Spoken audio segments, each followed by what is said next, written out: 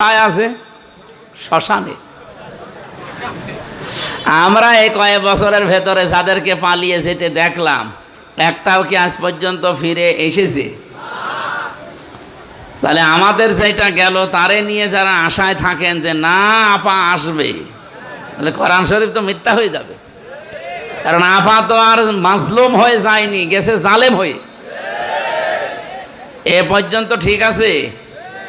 যারাই পালিয়ে যায় আপনি দেখবেন একটাও মাজলুম যেগুলো গেল আমাদের সামনে, এর আগে ইতিহাস তো বাদ দিলাম, অধিকাংশগুলোই জালেম না মাজলুম? সব জালেম। ওইদিকে আশরাফ ঘানি, এরপরে এই যে কয়েকদিন আগে গেল যেটা আসাদ, বাশার আল আসাদ, আমাদের এটা নাম নেওয়া কেমন যেন লাগে, ও মহিলার নামও নিতে চাই না। যারাই গেল এগুলো আর আসতেছে না, আর আসবেও না। সুতরাং এই আশায় গুড়ে বালি আপনারা ধান্দা বাদ দেন।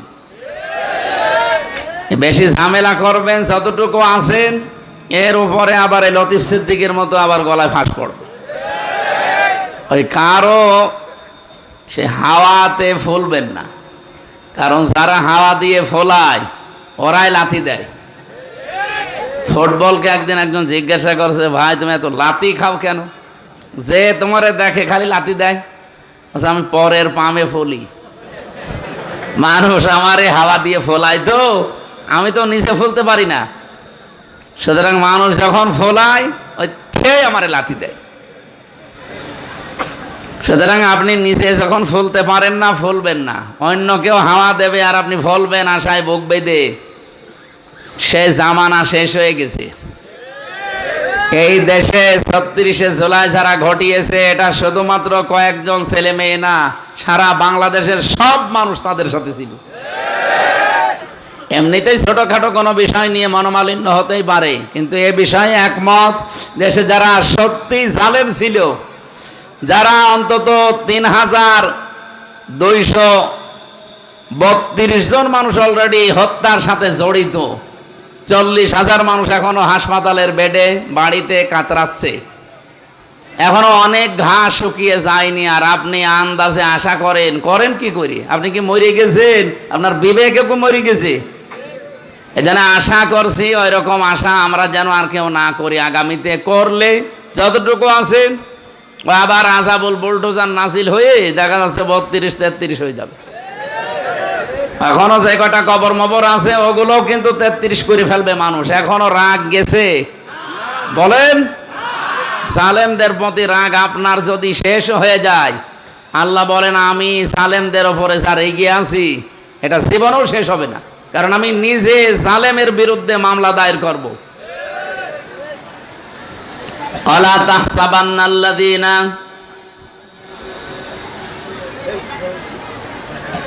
ইন্নামাস সাবিলু আলাল্লাযীনা ইয়াযলিমুনান নাস ওয়া ইয়াবগুনা ফিল আরদি বিগাইরিল হক ইলা আখিরি আয়া।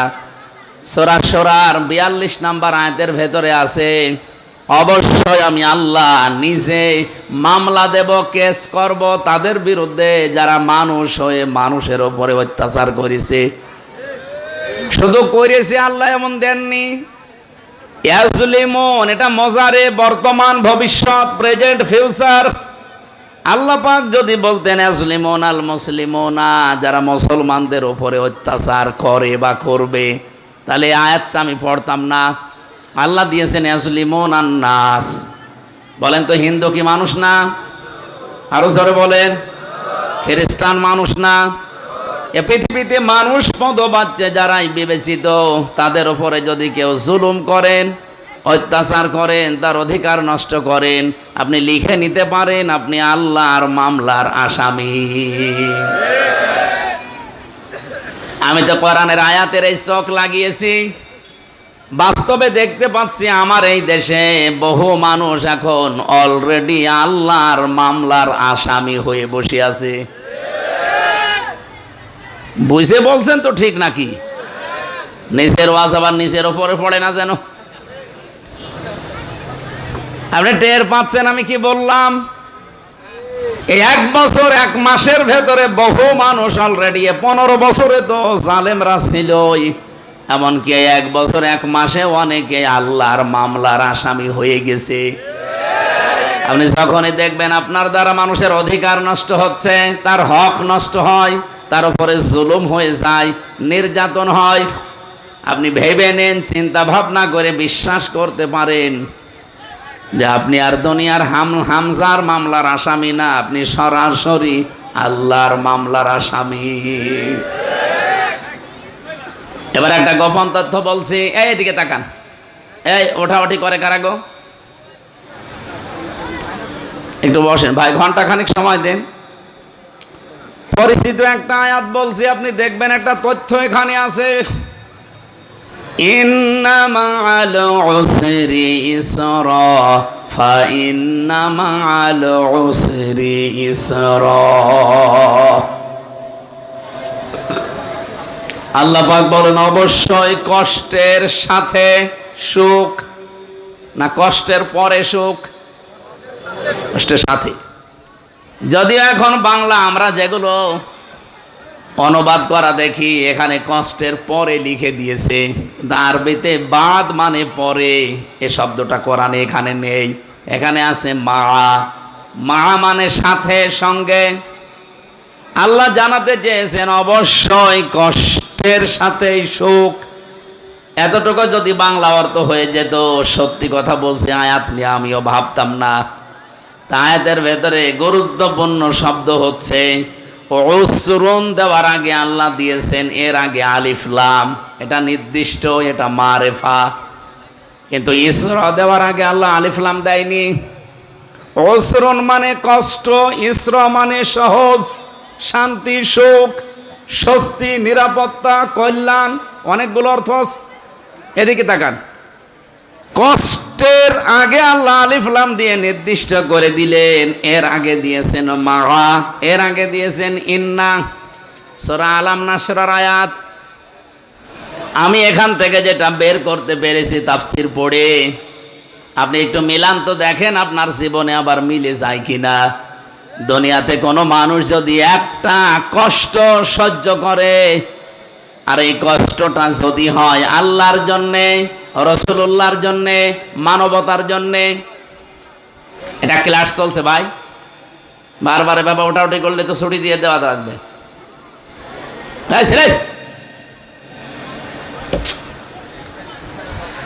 এই জন্যে আউটডোরের প্রোগ্রামগুলো আস্তে আস্তে বন্ধ করে দিচ্ছি, ছাতা বোঝানো যায় না।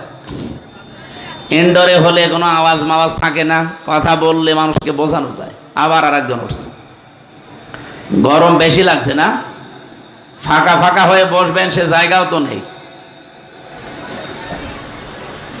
এবার আমার প্রশ্ন, যেহেতু ক্লাস চলছে, আমি বিশ্ববিদ্যালয়ে এইভাবেই ক্লাস করেছিলাম। ডক্টর লোকমান উনি কোনো বিষয় যদি বোঝাতেন 45 মিনিটের ক্লাসে কমপক্ষে 20 মিনিট শুধু প্রশ্ন করতেন। এই জন্য একবার প্রশ্নের দ্বারা যেটা বোঝা যায় জীবনে ওটা মানুষ বলে না।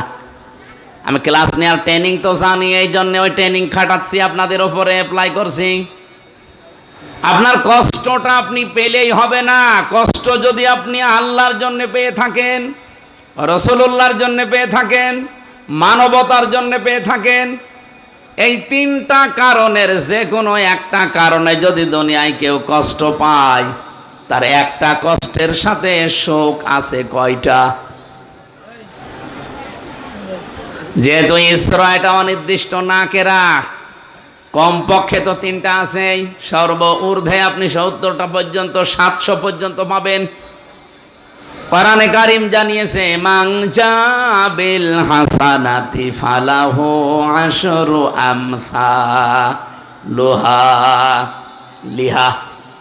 এই পৃথিবীতে কোনো মানুষ যদি একটা ভালো কাজ করে, এই একটা ভালো কাজের জন্য কমপক্ষে তারে 10টা নেকি দেওয়া হয়।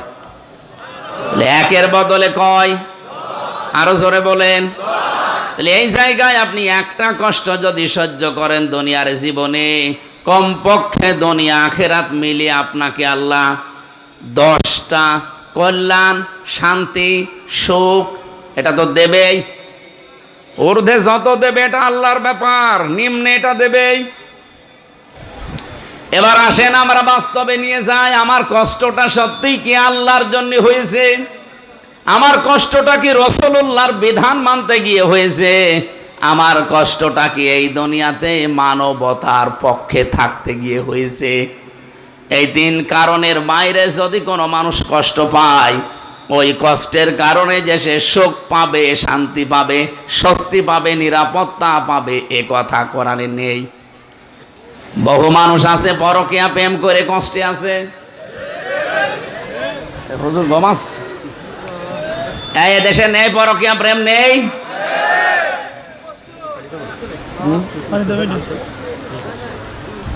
কেন এটা না দেয়া করছেন? দিলে তো ভালো হতো আপনাদের। এভাবে বসা তো কঠিন। বসা যায় না এই কাঠের চেয়ারে। আমার রিমান্ডে এই 3 বছরে যে টর্চার করেছিল, মানে দেখানো যায় না, খালি বলা যায়। এ যা অত্যাচার হয়েছিল পেছনে, ও ম্যাডাম ছাড়া কাউরে দেখানো সম্ভব না। এই জন্যে বসতে পারি না। এই তোলা নরম অথবা সোফা হলে একটু ভালো বসে থাকতে পারে, তাছাড়া এই 10 মিনিট পর পর আবার উঠে দাঁড়ানো লাগবে। ওইটা থাকলে ভালো হতো, এখন নেই যেহেতু থাক, কষ্ট হলেও ঘন্টা খানিক থাকবেন। আর এটা দিয়েছেন, এটা হালকা কাজ হবে। আমি এই যে পর্যন্ত বললাম, বলেন এ পর্যন্ত আপনি বুঝেছেন কিনা? আলেম যারা আছে আমার মনে হয় তারা হালকা বুঝতেছে। আপনার কষ্ট হওয়া লাগবে আল্লাহর জন্যে, রসুলের জন্যে, মানবতার জন্যে। আপনি যদি পরকীয়া প্রেম করে কষ্ট পান, ওই কষ্টের জন্য সুখ পাবেন?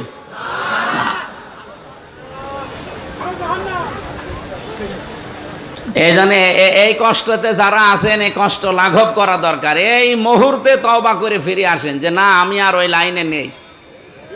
যারা রাজি আছেন দেখি হাত তোলেন তো। ঠিক আছে, তাহলে 180 মাইল বেগে চলছে এলাকায়। সম্মানিতা মা বোনের, আজকে পরকীয়া এই যে শব্দটা, এটা অনেক দিন লিপ্ত ছিল। আমি নাম নিলাম না, চাষির সাথে নাউজুবিল্লাহ মিন যালিক মনোমালিন্য হয়ে গেছে, রাগ আর কন্ট্রোল করতে পারে নাই চাষি। শেষ পর্যন্ত ব্লেড দিয়ে ওই ভাতিজার জায়গা কেটে দিয়েছে। এবার কাজ যা করবি কর। এখন এই যে জায়গা কেটে দিলেও একই কষ্ট পাচ্ছে না? এই কষ্টের পরেই তো সুখ আসতেছে। ওকে আল্লাহর জন্য কষ্ট পিস, রসুলের জন্যে, মানবতার জন্যে না, কিসের জন্যে?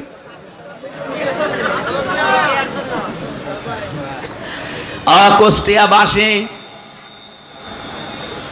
যে কথাটা তুলছিলাম আপনাদের সামনে, তাহলে আপনাকে কষ্ট পাওয়া লাগবে ওই 3টা কারণে। তাহলে দুনিয়াতে আপনি মাস্ট বি 10টা শান্তি, সুখ, কল্যাণ পাবেন। আখিরাত মিলে কত পাবেন এটা আল্লাহ ভালো জানে, আমি জানি না।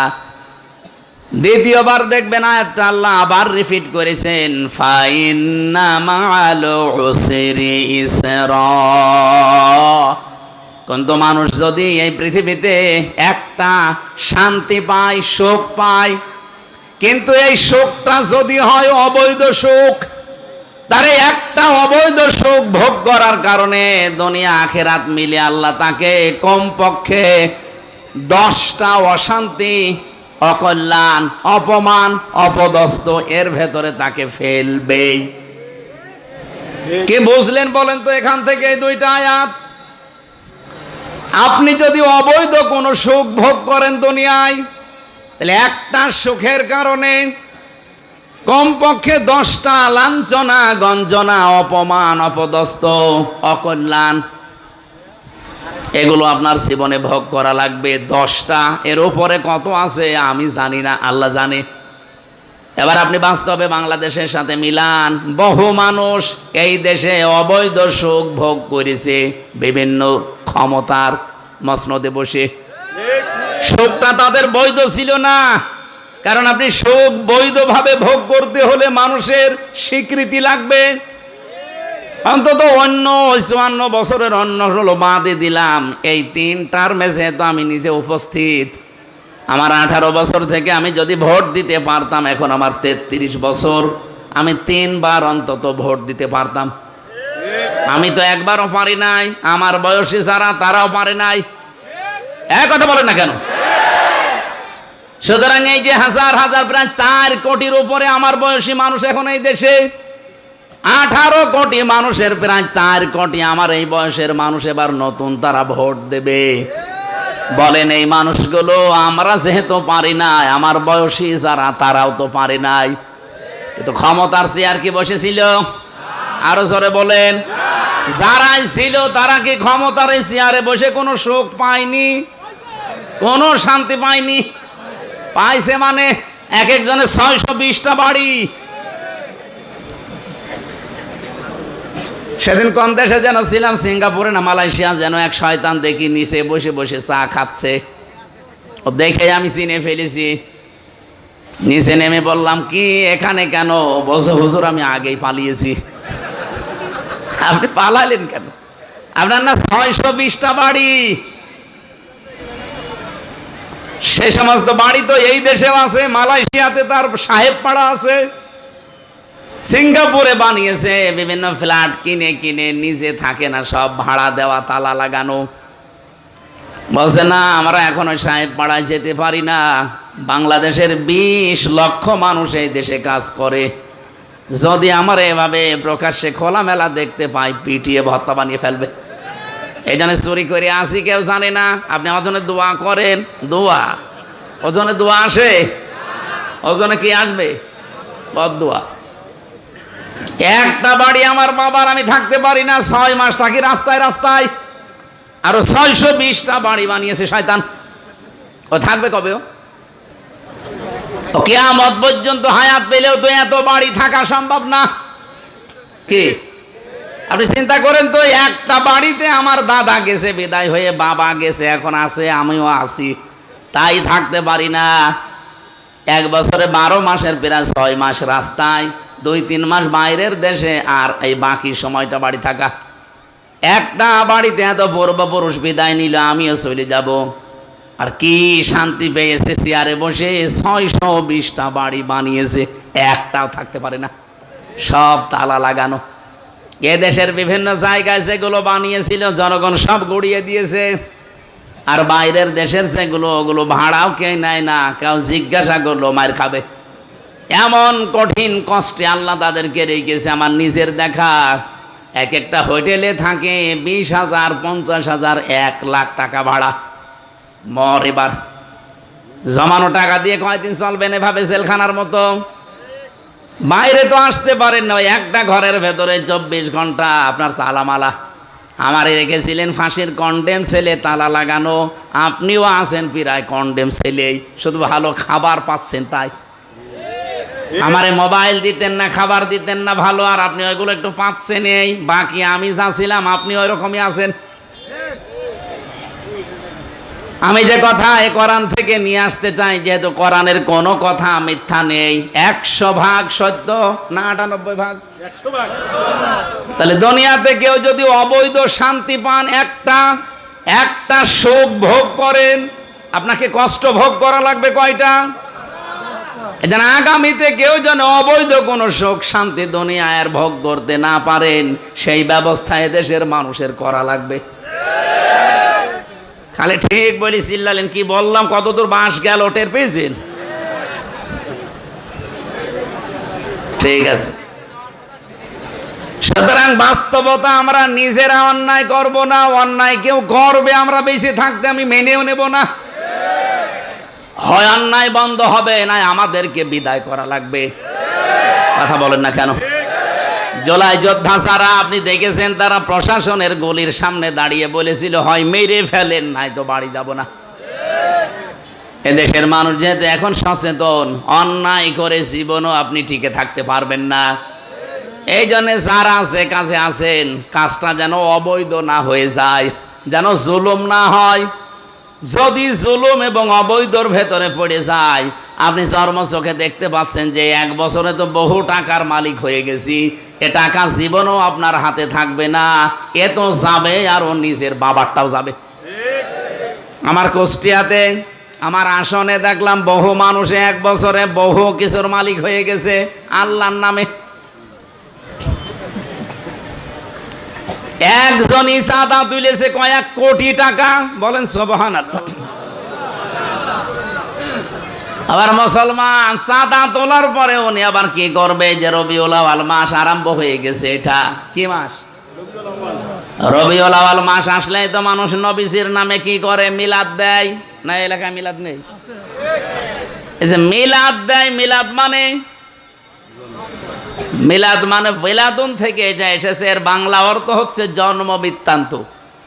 তাহলে যারা এই এলাকায় বিভিন্ন বাড়িতে মিলাদ দেন, রসুলের জন্ম নিয়ে আলোচনা করেন, এটা খারাপ না, আপনি করেন, কিন্তু না।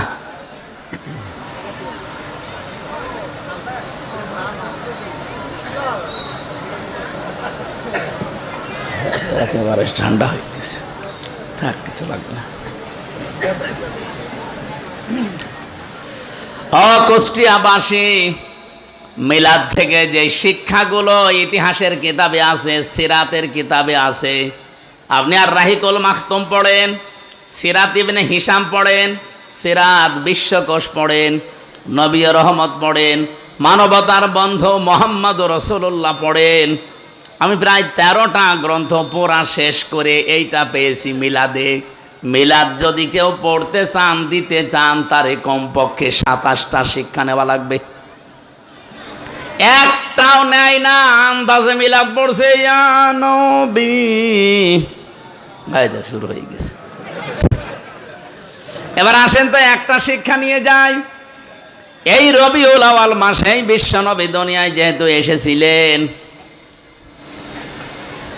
উনি আসার পরে যেই মহিলার দুধ তিনি পান করেছিলেন, সর্বপ্রথম ওই মহিলার নাম উম্মে আইমান। কি নাম? এ মহিলার দুধ তিনি পান করলেন। দ্বিতীয় নম্বরে এই পৃথিবীতে নিজের মা ছাড়া আর একজন মহিলার দুধ তিনি পান করেছিলেন, তার নাম হালিমাতুস সাদিয়া রাদিয়াল্লাহু তাআলা আনহা। হযরতে হালিমা নিজে মুখ দিয়ে বলছেন, আমি নিজে এসে এই চাঁদের মতো ফুটফুটে সন্তানটাকে বুকে তুলে নিলাম, ডান স্তন তারে দিলাম, সে পান করেছে, বাম স্তনে মুখ লাগিয়েছি, তিনি মুখ বের করে নিলেন। একবার, দুইবার, তিনবার মুখ লাগালাম, তিনবারে তিনি মুখ বের করে দিলেন। চোখের ইশারা দিয়ে আমাকে যেন জানাতে চায়, মা হালিমা, জোর করেন কেন? ডান স্তন আমারে দিয়েছিলেন, আমি তো পান করেছি, এটা আমার অধিকার, হক। বাম স্তন, আমি জানি আপনার সন্তান আছে আর একটা, তার নাম আব্দুল্লাহ, সেও আমার বয়সী। এ পৃথিবীতে আমি ভাইয়ের হক নষ্ট করার জন্য আসি নাই, এসেছি ভাইয়ের হক দুনিয়ায় ফিরিয়ে দেওয়ার জন্যে। খোকসাবাসী শুধু শোনার পরে ঠিক জি সুবহানাল্লাহ বলার জন্য বলি নাই, কি বুঝলেন বলেন এখান থেকে? যেই নবী মায়ের কোলে বসে ভাইয়ের হক ফিরিয়ে দেয়, নষ্ট করে না, সেই নবীর উম্মত আমরা। যত বড় হচ্ছি, দিন যত যাচ্ছে, ভাইয়ের হক মারার জম হচ্ছে। অনেকে বনের সম্পদ দিতে চান না, বলে এটাও আবার দেওয়া লাগবে। যদিও মাঠেরটা দিয়ে দেয়, বাড়ির সম্পদ দিতে চায় না, বলে ভেটার ভাগও দেওয়া লাগবে। দেওয়া লাগবে মানে তোমার জন্ম দিয়েছে তোমার বাবা, আর এটাকে ডাউনলোড করে নিয়ে এসেছে। সাহাবায়ে কেরামের জীবন থেকে আপনি বলছি, তারা নিজের সম্পদগুলো নিজেরা যখন ভাগ করত, এই যে মেরাজ বন্টন করত, মাঠের জমি বলেন, বাড়ির জমি বলেন, এটা তো দিয়েই দিত। এমনকি খাবার খাওয়ার জন্য যে গ্লাস, প্লেট, যে রান্না করার হাঁড়ি, পাতিল, এইটা পর্যন্ত ভাগ করে দিয়ে দিত। এরকম মানুষ এই খোকসায় আছে। খালি মাঠের জমি হালকা পাতলা দেয়, তা অধিকাংশ মেরিয়ে দেয়। এই কথা বলে না কেন? এইটা আমি আজ 9 দিন আগে এসেছি মক্কা মদিনা থেকে, প্রায় 25 জন আমরা একসাথে। কয়েকজনের খবর আমার কাছে আছে, পাশের থানা না, এই পাশের জেলা না, ঝিনাইদহ, মাগুরা, এখান থেকেও কয়েকজন ছিল। কয়েকজনের খবর আমি নিজে যেহেতু ছিলাম দেখেছি। বনের জমি জাল দলিল করে বা ফাঁকি দিয়ে তারে না দিয়ে নিজের নামে করে ওইটা বিক্রি করে উনি ওমরায় যাচ্ছে। আর বনকে বলে এসেছে তোর জন্য কাবা শরীফে দোয়া করে দেবো, যা। ও কিয়ামত পর্যন্ত যদি ওমরা করে ওর ওমরা কবুল হয়ে বসে আছে। বাংলাদেশে আসা দূরের কথা, জেদ্দার বিমানবন্দরও আসবে না। হ্যাঁ, নামের আগে আপনি হাজী সাহেব উপাধি পাবেন, মানুষ আপনাকে আলহাজ বলে ডাকবে, এতটুকু শেষ। আর আসার সময় ওই জমজমের পানি আর খেজুর নিয়ে এসে মন মতো খাবেন, এই শেষ। কিচ্ছু হয়নি, কারণ জমি যেটা দেননি ওটা দেওয়া ছিল ফরজ, আর যেটা করে এসেছেন ওমরা এটা ছিল নফল। তামাম পৃথিবীর কতগুলো নফল এক জায়গায় করলে একটা ফরজ হয় না? কথা বোঝেন তো নাকি? সরে আসি, আমি তো অন্ধ। তামাম পৃথিবীর কতগুলো সুন্নত এক জায়গায় করলে একটা ফরজ হয় না? সুন্নত সব এক জায়গায় করলে একটা ফরজের দাম যেহেতু হয় না। আপনি যেটা করে আসলেন ওমরা, এটা কি সুন্নত ছিল না ওমরা নফল ছিল? একটা নফল করতে গিয়ে আপনি ফরজ জিনিস বাদ দিয়ে দিয়েছেন। অথচ রবিউল আউয়াল মাসের মিলাদের শিক্ষা ছিল এইটা যে ভাইয়ের হক ফিরিয়ে দেন। এটা নবীর জন্মের কাহিনী না? হ্যাঁ, কথা বলেন। বিশ্ব নবী নিজে যেটা করেছিলেন তার দোদ ভাই আব্দুল্লাহর জন্যে, নবীজি শুধু দোদ ভাইয়ের জন্য করেননি, এটা শুধু দোদ ভাইয়ের সাথে আচরণ করে আমাদের জানিয়ে দিলেন আল মুসলিম ও আখুল মুসলিম। দোদ ভাই হোক আপন ভাই হোক, পৃথিবীর যত মুসলমান সব ভাই ভাই। সুতরাং তাদের অধিকারও যেন নষ্ট না হয়, তাদের হক যেন নষ্ট না হয়, সচেষ্ট থাকবা। এইটার নাম মিলাদ। এই মিলাদ যদি বাংলাদেশে চলতো, এই দেশে চাঁদাবাজি হতো। আমি কি বেশি বলে ফেললাম? অনেক ভাইয়ের হক ফিরিয়ে দিচ্ছেন, মায়ের স্তনের দুধে মুখ লাগায় না। আর কত মানুষ আছে অবৈধ ইনকাম করে চাঁদাবাজি করে মিলাদ দিচ্ছে। যে আপনি টাকা পেলেন কোথায় ভাই? বসে চাঁদার টাকা, দোয়া করেন। কোথায় আছি আমরা? আমি যে কথা তুলতে গিয়ে পর্যন্ত এসেছি তার নাম জুলুম। তার নাম কি? কোন মানুষ যদি সত্যি জুলুমকারী হয়ে যায়, অত্যাচারী হয়, এই মানুষ ফিরে গেলে ফিরে আসবে এমন গ্যারান্টি আর নেই। এরা যদি দুনিয়ায় কোনো অবৈধ সুখ শান্তি একটা ভোগ করে, তার এগেনস্টে দুনিয়া আখেরাত মিলে তাকে আল্লাহ অশান্তি, দুঃখ, দুর্দশা, লাঞ্ছনা, গঞ্জনা, অপমান, অপদস্থ, অকল্যাণ, 33টা অর্থ আছে। আপনাকে আমার আল্লাহ কমপক্ষে 10টা ভোগ করাবেই। আমি নাম ধরেই বলছি, হাসিনা এই 15 বছরে বহু অবৈধ সুখ সে পেয়েছে, অবৈধ শান্তি ভোগ করেছে। এই কথা বলেন না কেন? জনগণের রায় না নিয়ে গেলেই সেটা অবৈধ হবে। সুতরাং অবৈধ ক্ষমতা পেয়ে যারাই শান্তিতে ছিলেন তারা লিখে নিতে পারেন দুনিয়া আখিরাত মিলে 10টা। একটা সুখের কারণে 10টা করে অশান্তি ভোগ করবেন, তাহলে কেবল শুরু। এই 15 বছরে যারা জান্নাতে ছিলেন তাদের অশান্তি, অপমান, অপদস্থ, অকল্যাণ কেবল শুরু। এক একটাই যদি 10টা হয়, 15 বছরে যারা 15টা সুখ পেয়েছে, 10-15 কত হয়? 150টা অশান্তি ভোগ করবেন দুনিয়ায়, অপমান হবেন 150 বার, অশান্তি ভোগ করবেন 150 বার, অকল্যাণ পাবেন, অস্বস্তি হবে আপনার জীবনে, তারপরে সুখের মুখ চোখে দেখবেন। আমি মনে হয় মূল কথা যেটা সেটা বলতে পেরেছি, আপনি বুঝেছেন তো? আমরা আগামীতে কোনো অবৈধ সুখ ভোগ করতে চাই? আমরা যদি সুখ ভোগ করি, শান্তি ভোগ করি, এটা কার জন্য বলেন তো? আমার যে হাদিস ছিল পড়া, মান আহাব্বা লিল্লাহি ওয়া আবগাদা লিল্লাহি ওয়া আতাআ লিল্লাহি ওয়া মানাআ লিল্লাহি ফাকাদ ইসতাকমালাল ঈমান। কোন মানুষ যদি কাউকে ভালোবাসে সেটা যেন আল্লাহর জন্য বাসে, কাউকে যদি আপনি ঘৃণা করেন এটা যেন আল্লাহর জন্য হয়। বলেন তো, আমরা জালেমকে দেখতে পারি না আমার নিজের ব্যক্তিগত স্বার্থে না আল্লাহর জন্যে? বলেন বলেন। কোন মানুষকে আমি যে ভালোবাসি, আল্লাহ বলা, আল্লাহর পথে চলা মানুষকে, এটা কি আমার নিজের জন্যে না আল্লাহর জন্যে? 3 নাম্বার, আমি কাউকে কিছু দিয়ে থাকি, দান করি, তাও আমি আল্লাহর জন্য করব, লোক দেখানোর জন্য না। আমি যদি কাউকে কিছু দিতে নিষেধ করে থাকি, না দেই, সেটাও হবে আমার আল্লাহর জন্যে, ব্যক্তিগত রাগের কারণে, হিংসার কারণে। বলেন বলেন। এই 4টা কথা শুনতে যত সহজ মনে হচ্ছে, মেনে নেওয়া অত সহজ না। আপনি কাউকে ভালোবাসবেন, সে আপনার দলের লোক না, সে আপনার শত্রু বংশের লোক, কিন্তু তাকে ভালোবাসা লাগবে কার জন্যে? বাংলাদেশে হাদিসটা এখন 100% দরকার। এক কথা বলছেন।